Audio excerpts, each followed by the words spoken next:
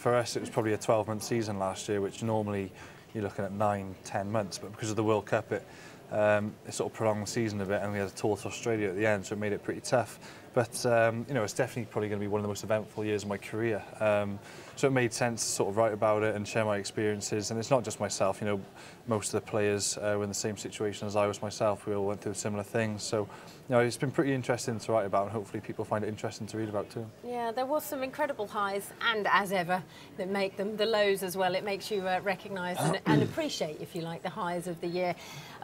I guess, you know, making the semi-finals of a World Cup was incredible, but then what happened in the France game as well would have just been devastating for anyone. It was a semi-final, you know, probably the biggest game Welsh rugby had in probably since they reached the quarters many years before, probably 16 years or so. So it was probably, when you think, one of the most controversial events in Rugby World Cup history, to be honest. And I know that, you know, my name will have that tag probably for the rest of my career and after that as well. And you talk about experience now going into the autumn internationals as captain, probably again. Yeah, so I was announced as captain. We found out the squad a few days ago, so only recently. So really looking forward to that. What's nice with the autumn is we've got 4 home games on the bounce, playing the Millennium Stadium week after week, which is you don't get in the Six Nations or summer tours.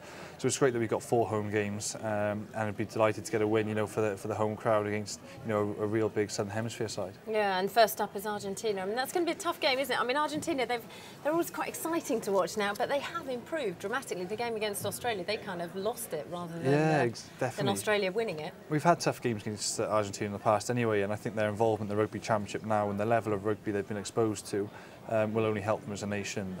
You know, hopefully help the sort of the younger players and motivate more players to play, and it can only be better for the future for the game of rugby in Argentina. So I think they'll get better and better each year, which makes this game against them even tougher this time round. And having been Sam Warburton, I hate captaining. Could it be Sam Warburton, Lions captain? Oh, it still sounds strange when people suggest that. But I don't think anybody would turn down the captaincy. It's the absolute pinnacle of British rugby. So for me, you know, I got to stay injury-free for this season. I've got issues with injuries. Things have been really good so far. Medical staff have done a great job at Blues and Wales.